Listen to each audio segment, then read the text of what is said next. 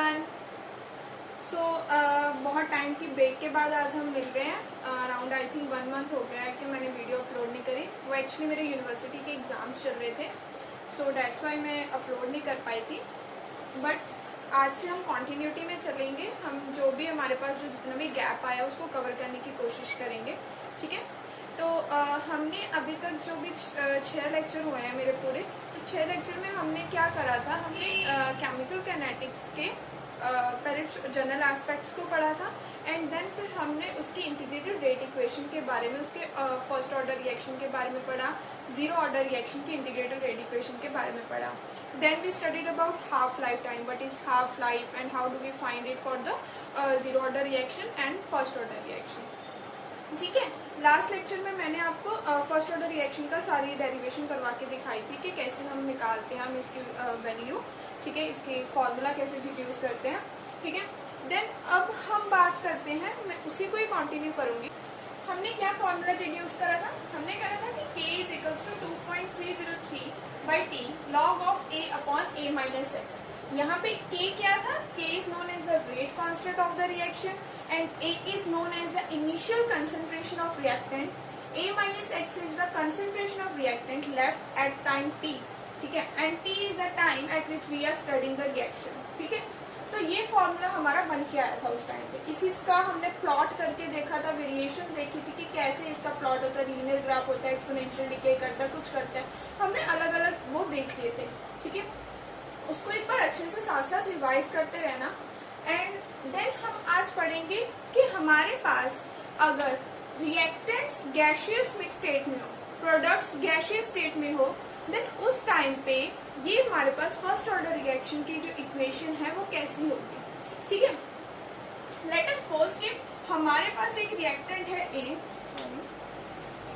हमारे पास एक रिएक्टेंट है ए, ठीक है, जो गैसियस फॉर्म में है, वो किस में कन्वर्ट हो रहा है, किसी पर्टिकुलर टाइम पे बी गैसियस प्रोडक्ट में और सी गैसियस प्रोडक्ट में चेंज हो रहा है, okay. Suppose at time T is equals to 0।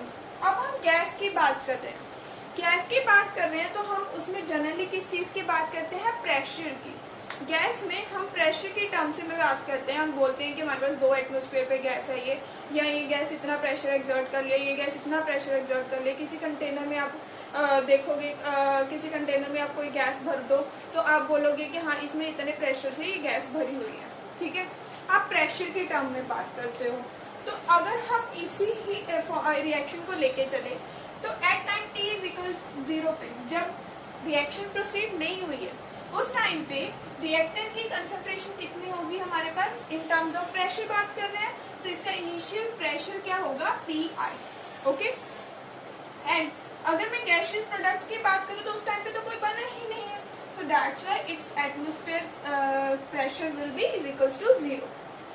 इसको हम एटीएम में बात कर लेते हैं कि हमारे पास एटीएम की फॉर्म में भरते हैं। बाकी इसके और यूनिट्स भी होते हैं, आपको पता ही होगा कि mm ऑफ मर्करी होता है, ठीक है, टॉर होता है, बार होता है, ठीक है, बट हम एटमॉस्फेयर की फॉर्म में बात करते हैं। लेट अस सपोज कि Pi इसका इनिशियल एटॉमिक प्रेशर है।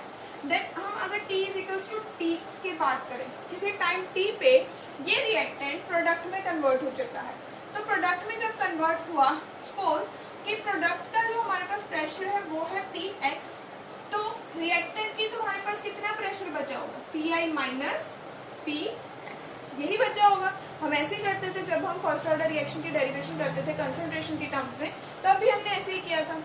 बट अब आप इस प्रेशर को कैसे मेजर करोगे, रिएक्शन चल रही है, रिएक्शन चलते चलते आप प्रोडक्ट के प्रेशर को मेजर कैसे करोगे, वो मेजर करना थोड़ा मुश्किल टास्क है। तो इस मुश्किल को कम करने के लिए हम क्या करते हैं, हमारे पास इनिशियल प्रेशर तो पता ही होगा कि आपने किस प्रेशर में आपने गैस भरी है, ठीक है। देन आपको ये पता होगा कि टोटल प्रेशर क्या है। टोटल प्रेशर क्या होता है, जो तुम्हारे पास उस कंटेनर में रिएक्टेंट है और प्रोडक्ट्स है उनका pressure, that is a total pressure. जो भी चीजें होंगी वो जो प्रेशर एक्सर्ट करेगी वो टोटल प्रेशर होगा, ठीक है। अब चीजें कौन सी है, तीनों है, तो तीनों टोटल प्रेशर एक्सर्ट करेंगे। दैट मीन्स हमारा जो टोटल प्रेशर है Pt, वो किसके बराबर हो गया, Pi minus Px, that is the pressure of gas A, plus Px pressure of gas B, plus Px pressure of gas C। तो ये हमारे पास कैंसिल हो गया, क्या बचा, total pressure is equals to P I plus P X. अब हमने इस पी एक्स को फाइंड करना है, तो उसके लिए हम क्या करेंगे, रीअरेंज कर देंगे इसके इक्वेशन को। दैट मीन्स अगर आप एक टोटल प्रेशर में से इनिशियल प्रेशर को माइनस कर देते हो तो आपको आपके प्रोडक्ट का प्रेशर मिल जाएगा इस केस में, ठीक है। ये आपके आगे प्रोडक्ट की। अब इसी को अगर हम इसमें पुट करें, पीएक्स मेजर करना इज डिफिकल्ट, तो हम ये फाइंड करना चाहते हैं कि हमारे पास जो इनिशियल प्रोडक्ट है, मतलब जो प्रोडक्ट रिएक्टेंट लिया था हमने, उस रिएक्टेंट का टाइम टी के ऊपर कितनी कंसंट्रेशन बची है। तो अगर हम पीएक्स को रिप्लेस कर दें, फिल कर दें, मान लो कि हमारे पास, इसको मैं पी ए के बराबर मान लेती हूँ, इसके प्रेशर को, P A is equals to P I minus X, ठीक है। इसमें मैंने पुट कर दिया इसको पी एक्स को, P T minus P I, okay. तो ये क्या बन जाएगा, 2 P I minus P T. ये मेरा आ गया pressure of gas A, that means the reactant. Reactant का ये प्रेशर है, इनिशियल प्रेशर रिएक्टेंट का ये था, टाइम टी पे ये है, time T is equal to 0 पे ये था। और जब हम फर्स्ट ऑर्डर रिएक्शन की बात करते हैं, तो फर्स्ट ऑर्डर रिएक्शन की हमने ये इक्वेशन देखी है। इस इक्वेशन के अकॉर्डिंग क्या होता है कि हमारे पास यहाँ पे इनिशियल कंसंट्रेशन आती है, यहाँ पे कि किस टाइम टी पे ऊपर कितनी कंसंट्रेशन बची थी। अगर हम इस इक्वेशन को इससे रिलेट करना चाहे तो हम क्या बोल सकते हैं, क्या बोल सकते हैं, लेट कि हमारे पास जो इनिशियल कंसंट्रेशन है वो डायरेक्टली प्रोपोर्शनल है प्रेशर पी आई के, और जो टाइम टी के ऊपर बची है वो डायरेक्टली प्रोपोर्शनल है इसके ऊपर, इसी के ऊपर होगी ना, कि ये टाइम टी के ऊपर हमारे पास इतना प्रेशर है, ठीक है। तो हमारे पास रेट इक्वेशन क्या बन जाएगी इसकी, K is equals to 2.303 by T log of initial pressure upon 2 P I minus P T. ये बन गई हमारे पास equation of the first order reaction when the reactants are in the gaseous form, reactants और products are in the gaseous form. ये equation बन गई हमारे पास, ठीक है। इंपॉर्टेंट इक्वेशन है, इसके रिलेटेड भी एग्जाम में क्वेश्चन आ जाते हैं। आपको दे रखा होता है इनिशियल प्रेशर दे रखा होता है, और दे रखा कि इस टाइम पे इतना इतना इसका प्रेशर है, आप इसका रेट कांस्टेंट बताओ, आप ये बताओ कि कौन से ऑर्डर को फॉलो कर रही है। जैसे आपके पास कंसंट्रेशन टर्म में आते हैं वैसे से इसमें न्यूमेरिकल आते हैं। अब बात आती है हमारे पास स्टोइकियोमेट्री की। जो ये वाली इक्वेशन हमने ड्राइव करी थी उसमें भी हमने सिर्फ ये सपोज करा था कि A is giving product B और C या समथिंग, जितने भी प्रोडक्ट दे रहा है, ठीक है, वो दे रहा है। हमने ये बात करी, हमने स्टोइकियोमेट्री की बात नहीं करी थी। लेट अस सपोज कि अगर उन्होंने ऐसा लिख दिया कि 2A दे रहा है, ठीक है। अब आपको पता है कि मॉलिक्युलरिटी और ऑर्डर दोनों सेम नहीं होते। आप 2A को देख के ये नहीं बोल सकते कि उसका सेकंड ऑर्डर रिएक्शन है, ठीक है। आपको एक्सपेरिमेंटली डिटरमाइन करना पड़ेगा। ये फर्स्ट ऑर्डर को भी फॉलो कर सकती है, ठीक है। सपोज ये फर्स्ट ऑर्डर को फॉलो कर रही है बट उसकी स्टोइकियोमेट्री 2A दे रखी है, 2 दे रखी है, तो उसके लिए आपके पास जो इक्वेशन बनती है वो कैसे बनती होती है। आप इसी इक्वेशन में लेट अस सपोज मैं इस 2 की जगह m लिख देती हूँ, ठीक है, m लिख देती हूँ। K is equals to 2.303 by T log of A upon A minus x. ये थी हमारे पास जनरल इक्वेशन, ठीक है। अब हमारे पास स्टोइकियोमेट्री देख रखी है, तो आप स्टोइकियोमेट्री को इसके नीचे लिख दो। वैसे तो आप ऐसे करते होते हो कि स्टोइकियोमेट्री को K के साथ मल्टीप्लाई कर दो, ठीक है। mk इज इक्वल्स टू ये आ जाएगा आपके पास। ये आ गई in terms of the concentration. अगर मैं कंसंट्रेशन को प्रेशर टर्म में रिप्लेस कर दूं, ठीक है, और प्रेशर टर्म में अगर मैं देखना चाहूँ तो यही इक्वेशन हमारी चेंज हो जाएगी। कैसे, प्रेशर वाले फॉर्मूले को, तो हम क्या सपोज कर लो कि तुम्हारे पास ये इक्वेशन है दे रखी है कि Ma मॉलिक्यूल्स जो होते हैं वो B के उसमें चेंज हो रहे हैं, ठीक है। तो मैं इसे सपोज कर लेती हूँ, ठीक है, ऐसे चेंज हो रहा है। तो इसका जो जनरलाइज्ड फार्मूला होता है वो किस फॉर्म में बनता है, K is equals to 1.T 2.303 log of summation of stoichiometry of product minus reactant into initial pressure। stoichiometry of product मतलब N plus L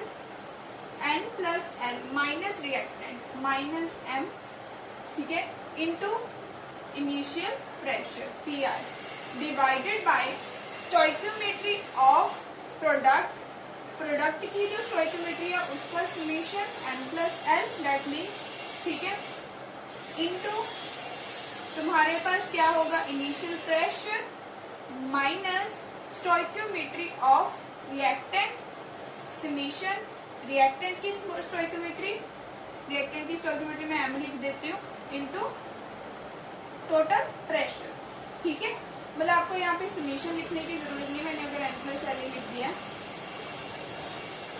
क्या किया मैंने कि अगर आपने जनरलाइज फॉर्मूला लिखना हो और मतलब आपको कोई भी इक्वेशन दे दी कि आपके इतने मॉलिक्यूल्स ऑफ ए जो गैसेस के हैं वो इसमें कन्वर्ट हो रहे हैं, तो आप उसके कॉरेस्पॉन्डिंग क्या लिख सकते हो, जो भी प्रोडक्ट में उनकी स्टोइकियोमेट्री है उसका सम करो, उसको रिएक्टेंट के स्टोइकियोमेट्री से माइनस करो, देन इनिशियल प्रेशर लिखो डिवाइडेड बाय आप स्टोइकियोमेट्री ऑफ प्रोडक्ट को इनिशियल प्रेशर से मल्टीप्लाई कर दो और देन तुम्हारे पास रिएक्टेंट की स्टोइकियोमेट्री को टोटल प्रेशर से मल्टीप्लाई कर दो।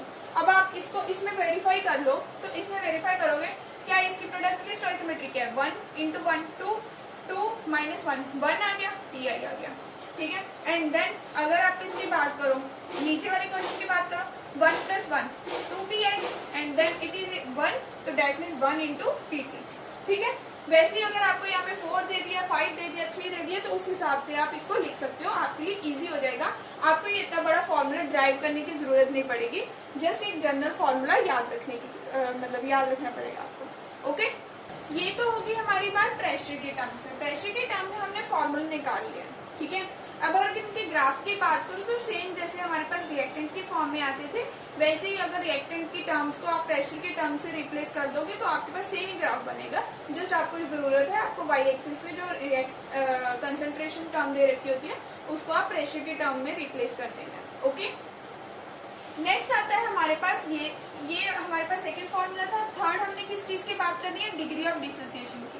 अगर हम इसके फॉर्मूले को डिग्री ऑफ डिसोसिएशन के अकॉर्डिंग मॉडिफाई करें तो क्या होगा। सपोज आपके पास कोई एक रिएक्टेंट ए है, वो बी रिएक्टेंट में कन्वर्ट हो रहा है। कोई रिएक्टेंट ए है, वो बी रिएक्टेंट में कन्वर्ट हो रहा है। ठीक है, तो सपोज दैट इनिशियल कंसंट्रेशन जो है उसकी इनिशियल कंसंट्रेशन जो है वो है ए, इनिशियल कंसंट्रेशन ए है, और उस टाइम पे तुम्हारे पास जब टाइम t इक्वल 0 की बात कर रही हो तब भी कुछ नहीं बना है तुम्हारे पास। ठीक है, एंड देन अगर मैं बात करूं इसकी time t equal to T की बात करूं, time t equal to T की बात करूं, तो उस टाइम पे सपोज अगर तुम्हारे पास बी एक्स मोल्स बन गया है, कुछ भी एक्स उसकी quantity x moles per litre बन गया है कुछ, है ना, तो ये कितना हो जाएगा, a माइनस एक्स के बराबर हो जाएगा, यही होगा। तो डिग्री ऑफ डिसोसिएशन क्या होती है, डिग्री ऑफ डिसोसिएशन हमें बताती है कि कितना मोल ऑफ रिएक्टेंट जो है वो प्रोडक्ट में कन्वर्ट हो चुका है। It is equals to the amount of the substance dissociated पर मोल ऑफ द रिएक्टेंट। ठीक है, तो हम इसको डिनोट किससे करते हैं, इसको डिनोट करते हैं हम अल्फा से।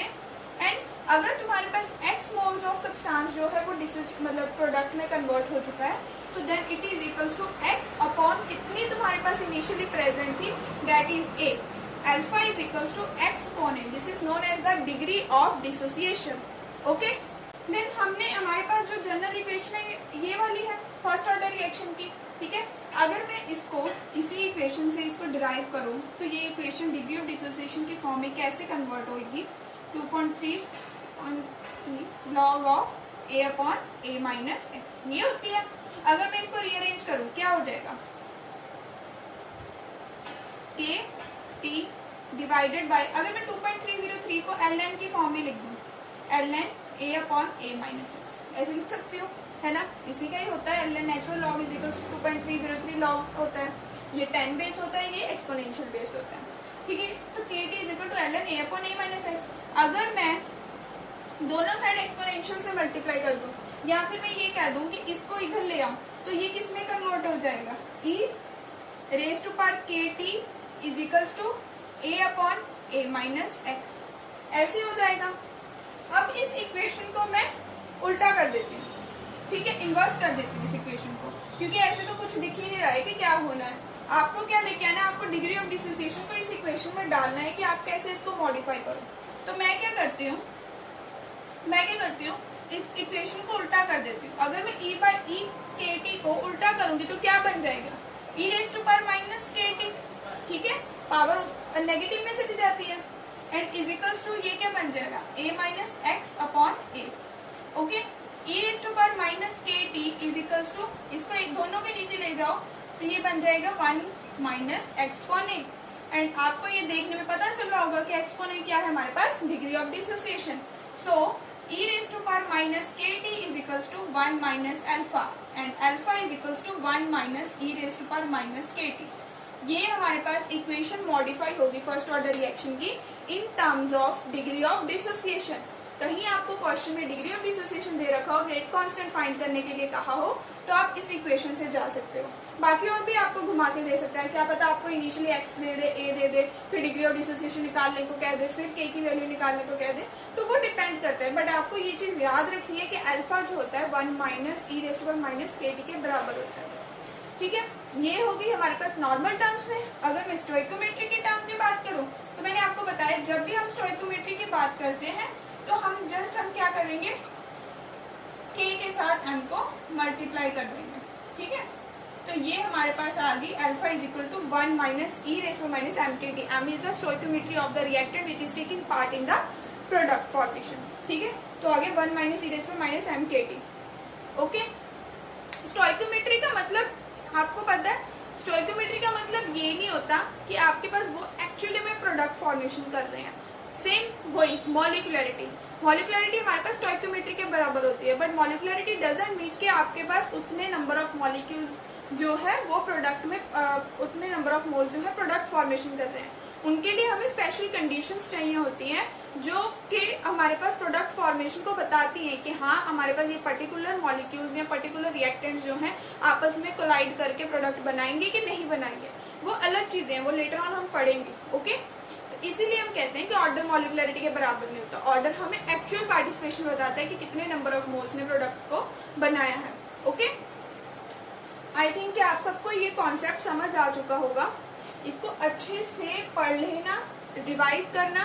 फॉर्मूला का आप एक चार्ट बना लिया करो और अपने किसी भी कॉपी वगैरह में रख लिया करो जिसको आप रोज देखते हो, ताकि आपके दिमाग में ना वो घूमते रहे. ओके, और मैंने इस जो भी अब तक कवर किया है, zero order reaction, first order reaction का, ठीक है, degree of dissociation and all, इनके कुछ न्यूमेरिकल्स हैं वो मैंने डिस्क्रिप्शन बॉक्स में लिंक दे दूंगी.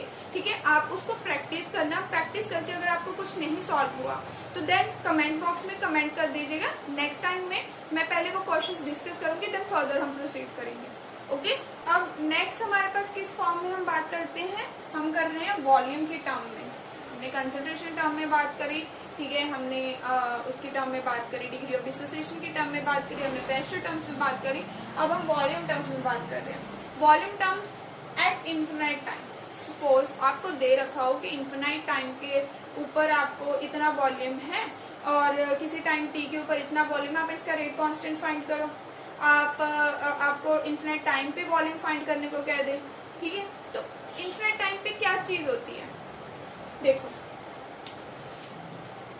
एक रिएक्टेंट ए है, वो डिकम्पोज हो रहा है बी में और सी में. कोई रिएक्टेंट ए है, डिकम्पोज हो रहा है बी और सी में. ठीक है, अब इसका वॉल्यूम इनिशियली आप t इज इक्वल टू 0 की बात कर लो कि इसका वॉल्यूम जो है b नॉट है, तब ये चीज नहीं बनेगी. बट नेक्स्ट हमारे पास टाइम t के ऊपर जो होगा, टाइम t के ऊपर bt क्या होगा. bt क्या सपोज करो कि bt क्या है कि तुम्हारे पास कितनी अमाउंट जो है, अमाउंट ऑफ a जो है वो डिकम्पोज हो चुकी है, ठीक है, तो डिकम्पोज हो चुकी है. लेट इट बी x, उसमें x ही लेते थे हमें कंसंट्रेशन टर्म में, है ना. तो bt डायरेक्टली प्रोपोर्शनल हो गया x के. मान लिया इसको हमने v नॉट माइनस x, इसको मैंने x मान लिया, इसको मैंने x मान लिया. bt is this.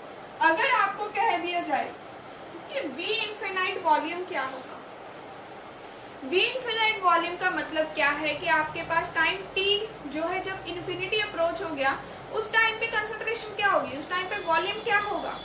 ठीक है, टाइम इन्फिनाइट होने का मतलब क्या है कि आपके पास अब रिएक्शन कंप्लीट होने की मतलब उस पे पॉइंट पे है ना, कंप्लीट होने ही वाली है या कंप्लीट हो चुकी है. मान के चलो कंप्लीट हो चुकी है, इन्फिनाइट टाइम पे और कितना ही कर लोगे आप. ठीक है, कंप्लीट हो चुकी है आपकी रिएक्शन. तो जब रिएक्शन कंप्लीट हो चुकी है, इसका मतलब क्या है कि आपके पास रिएक्टेंट के सारे ही तुम्हारे पास जो मोल्स होंगे वो बी और सी में कन्वर्ट हो चुके होंगे. ठीक है, रिएक्टेंट के मोल्स बी और सी में कन्वर्ट हो चुके होंगे सपोज. तो अगर ये रिएक्टेंट के सारे मोल्स बी और सी में कन्वर्ट हो चुके होंगे, तो उस टाइम पे जो भी तुम्हारे पास ये प्रोडक्ट में उसमें वेसल में कंसंट्रेशन होगी, वो किसको कॉरेस्पॉन्ड करेगी, इसकी इनिशियल कंसंट्रेशन को. है ना। जितना तुमने ए लिया होगा उतना ही प्रोडक्ट बनेगा। अगर आप घर में आटा गूंथते हो, अगर आप इतना सा आटा लेते हो तो इतना ही आटा तुम्हारे पास, इतने ही आटे जो की रोटी बनेगी, है ना। अपने आप से बाहर से तो आटा नहीं आ जाएगा, अपने बाहर से रोटी तो नहीं बन जाएगी। जितना सामान लोगे उतना ही तुम्हारे पास उसका प्रोडक्ट बनेगा, है ना। तो सेम यही है कि जितना तुम सामान लिया उतना ही तुम्हारे पास प्रोडक्ट बनेगा। तो वो इनिशियल कंसंट्रेशन को डिनोट कर रहा होगा। तो V इंफिनिटी क्या बता रहा है, वो डायरेक्टली प्रोपोर्शनल है initial concentration of reactant A। तो अगर मैं इसको बात रिप्लेस कर दूं इस इक्वेशन में 2.303/T log of A upon A minus x, तो A क्या है, V इंफिनिटी, ठीक है। 2.303 divide by T log of V infinity upon A minus x. A minus x का मतलब V infinity minus V T, ठीक है। ये हमारे पास इक्वेशन आ गई वॉल्यूम टर्म्स में। वॉल्यूम के टर्म में जो है के की इक्वेशन आ गई। आपको न्यूमेरिकल किसी भी तरह से आ जाए, आपको V इन्फिनाइट दे दे, V टाइम T दे दे, इनिशियल वॉल्यूम ना दे, ठीक है, तो आप ऐसे फाइंड कर सकते हो इसके रेट कांस्टेंट को, बता सकते हो कौन से ऑर्डर की रिएक्शन है, बता सकते हो इसका रेट ऑफ ऑर्डर कितना है, टाइम T कितना है, कुछ भी आपको पूछ ले आप ऐसे बता सकते हो। अब प्रेशर के टर्म में अगर मैं ऐसे बात करूं तो प्रेशर के टर्म में जस्ट आपको वॉल्यूम को प्रेशर में रिप्लेस कर देना है। P इन्फिनिटी कर दो, यहाँ पे P इन्फिनिटी कर दो, यहाँ पे P T कर दो। सारी कॉन्सेप्ट जो है वो सारा यही है कि V इन्फिनिटी किसको डिनोट कर रहा है, V T किसको डिनोट कर रहा है, वैसे ही प्रेशर टर्म्स में वो सेम ही डिनोट करेगा। ओके, नेक्स्ट हमारे पास क्या आते हैं, pseudo first order reaction. Pseudo का मतलब क्या होता है, फॉल्स, मतलब जो हमें देखने में कुछ लग रहा हो बट वैसा ना हो, ठीक है। मतलब आपको देखने में वो रिएक्शन लगेगी कि वो फर्स्ट ऑर्डर रिएक्शन, सॉरी देखने में लगेगी आपको कि वो सेकंड ऑर्डर की है या थर्ड ऑर्डर की है, बट उसका एक्चुअल में ऑर्डर कितना होगा, फर्स्ट ऑर्डर रिएक्शन, ठीक है। तो उन रिएक्शन को हम बोलते हैं pseudo first order reaction. Suppose आपके पास A और B है, वो C बना रहे हैं, इसका रेट आपको क्या लगेगा कि ऐसा होना चाहिए, rate is equal to K A into B, ये होना चाहिए, मतलब सेकेंड ऑर्डर की रिएक्शन होनी चाहिए।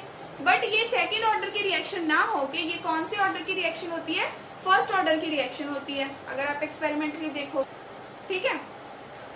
तो ऐसा क्यों होता है, अगर कोई एक रिएक्टेंट ज्यादा अमाउंट में प्रेजेंट हो हमारे पास, ठीक है, एक रिएक्टेंट कोई ज्यादा अमाउंट में प्रेजेंट हो हमारे पास, तो उसकी कंसंट्रेशन चेंज करने की वजह से हमारे रेट के ऊपर कोई फर्क नहीं पड़ता कुछ रिएक्शंस में। जैसे कि मैं बात कर रही हूँ हमारे पास हाइड्रोलिसिस ऑफ एस्टर, अगर आपने कभी सुना हो कि एस्टर जो होता है COO, मान लो CH3 COO C2H5 है, एस्टर है, ये इथाइल मिथाइल एस्टर है, इसको मैं एसिडिक कंडीशंस में इसकी हाइड्रोलिसिस कर दूं, मतलब इसको वाटर से वो कर दूं, तो ये क्या बना देगा, एसिड बना देगा और अल्कोहल बना देगा। This is known as the hydrolysis of ester. Okay, acid बना देगा और अल्कोहल बना देगा। तो इस रिएक्शन में हमारे पास होना क्या चाहिए था, रेट K के ऊपर डिपेंड करना चाहिए था, CH3 COO C2H5, ठीक है, इसका रेट जो है वो K के ऊपर डिपेंड करना चाहिए, इसके ऊपर एस्टर के ऊपर डिपेंड करना चाहिए था और वाटर के ऊपर डिपेंड करना चाहिए था, दोनों के ऊपर डिपेंड करना चाहिए था, मतलब सेकेंड ऑर्डर की रिएक्शन होनी चाहिए थी, बट ऐसा नहीं हुआ। उन्होंने जब एक्सपेरिमेंटली देखा तो ये रिएक्शन फर्स्ट ऑर्डर रिएक्शन थी, तो इसलिए इस रिएक्शन को नाम दिया गया सूडो फर्स्ट ऑर्डर रिएक्शन। ये होता क्यों है, क्योंकि इसमें जो हमारे पास वाटर है वो एक्सेस में प्रेजेंट होता है। कोई भी रिएक्शन जिसमें कोई चीज बहुत एक्सेस में प्रेजेंट हो, स्पेशली सॉल्वेंट्स की बात कर लेते हैं कि जब हम वाटर को एज ए सॉल्वेंट की तरह यूज कर लें, या कोई भी जो है वो बहुत ज्यादा एक्सेस अमाउंट में सॉल्वेंट प्रेजेंट होगा, तो अगर हम उसमें माइनर सा भी उसमें एडिशन कर देंगे, मान लो कि उसकी कंसेंट्रेशन सपोज वाटर की मैं मान लो 55.5, स्टैंडर्ड कंसेंट्रेशन 55.5 मोलर है, ठीक है, अगर मैं इसकी कंसेंट्रेशन को थोड़ा सा चेंज कर दूं, ठीक है, थोड़ा सा चेंज कर दूं, तो उसकी वजह से रेट में जमा फर्क नहीं पड़ेगा, माड़ा सा फर्क पड़ेगा। फर्क किसकी वजह से पड़ेगा, एस्टर की कंसेंट्रेशन से पड़ेगा। अगर एस्टर की मैं 1 मोलर से 2 मोलर कर दूं ना, 1 मोलर से 1.1 मोलर ही कर दूं, 0.1 ही बढ़ा दूं, 2 पॉइंट ही बढ़ा दूं, तो उस टाइम पे तुम्हारे पास जो है वो रेट चेंज हो जाएगा। रेट तुम्हारे पास चेंज हो जाएगा। वाटर की कंसंट्रेशन से रेट चेंज नहीं होगा, क्योंकि वो बहुत एक्सेस में प्रेजेंट है। कोई एक्सेस चीज में आप थोड़ी सी एडिशन या सब्ट्रैक्शन कर दोगे तो उसको कोई फर्क नहीं पड़ने वाला है ना।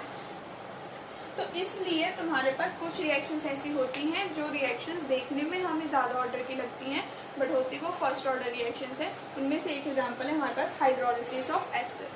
ये एक जनरल कॉन्सेप्ट है, इसके ऊपर कोई न्यूमेरिकल या कुछ नहीं है, बस इसके रिलेटेड आपको एमसीक्यूज में पूछ सकते हैं कि आपके पास एग्जांपल बताओ इनमें से कौन सी सूडो फर्स्ट ऑर्डर की है, या सूडो फर्स्ट ऑर्डर की आपको बोर्ड एग्जाम्स में पूछ लेते हैं कि डेफिनेशन बताओ विद एग्जाम्पल बताओ, ठीक है, या उसका कॉन्सेप्ट पूछ लेते हैं कि उसको सूडो फर्स्ट ऑर्डर क्यों कहा जाता है। तो ये रीजन है उसका। ओके, फिर में हम फर्दर अब इसके आगे कॉन्सेप्ट्स देखेंगे कि ऑर्डर ऑफ रिएक्शन को हम कैसे फाइंड कर सकते हैं। ये तो हमने बात कर ली कि पर्टिकुलर ऑर्डर की, कि फर्स्ट ऑर्डर रिएक्शन के लिए ये इक्वेशन है, सेकंड ऑर्डर के लिए ये इक्वेशन है। अगर आपको बोल दे कि बताओ, मतलब आपको कोई जस्ट डाटा दे दे, बताओ कि कौन सा ऑर्डर ऑफ रिएक्शन होगा, ठीक है, तो आपको ऑर्डर ऑफ रिएक्शन के बताने के लिए कुछ मेथड्स होते हैं। आप हर एक फॉर्मूला में पुट करके देख सकते हो, आप ग्राफ्स के थ्रू दे सकते हो। तो उन फॉर्मूलाज को, उन ग्राफ्स को, उन चीज़ों को डिस्कस करेंगे कि कैसे हम ऑर्डर ऑफ रिएक्शन फाइंड कर सकते हैं, कितने हमारे पास उसके मेथड्स हैं, ठीक है। तब तक के लिए आप लोग जो न्यूमेरिकल्स मैंने डिस्क्रिप्शन बॉक्स में डाले हैं उनको प्रैक्टिस जरूर करें, और मेरे कमेंट बॉक्स में उसके रिलेटेड मैसेज करें कि कोई आपको डाउट है, या आप उसके आंसर्स भी मैसेज करें, ताकि मुझे पता चले कि आपने कितना पढ़ा है कितना नहीं। ओके, तब तक के लिए थैंक यू।